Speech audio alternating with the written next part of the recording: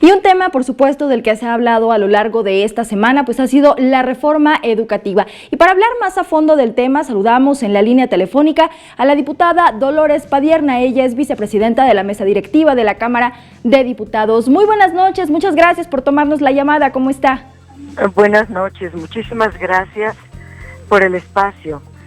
Platicar, pues, sin duda alguna de este tema que involucra no solo al magisterio, sino también a la sociedad, la reforma educativa que ya se ha discutido ahí en la Cámara de Diputados, las aprobaciones que se han hecho y bueno, pues lo que ha transcurrido en las últimas horas con las manifestaciones aquí afuera de San Lázaro, que nos pueda platicar, pues, cuál es el ambiente que tienen ahora los diputados con este tema.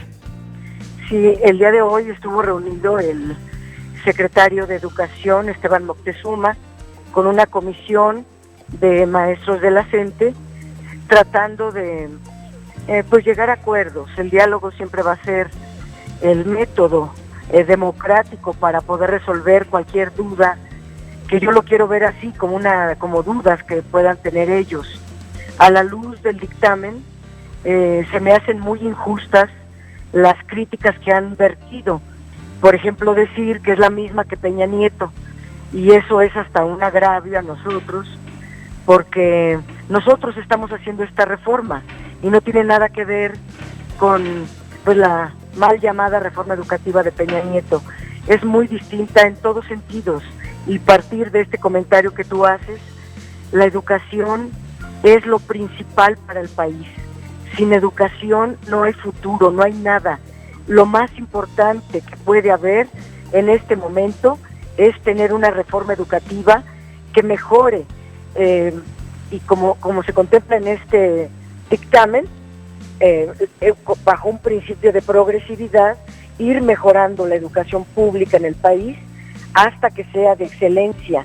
Diputada, preguntarle entonces, en cuanto a estos días que continuarán transcurriendo y que el tema seguirá en la mesa, ¿cuáles son las acciones que habrán de llevar a cabo los diputados para encaminar al diálogo y que no se lleguen a medidas extremas por parte del magisterio, como ha ocurrido en otras ocasiones, como plantones o manifestaciones que afectan no solo a los niños que dejan sin escuela, sino también a miles de ciudadanos?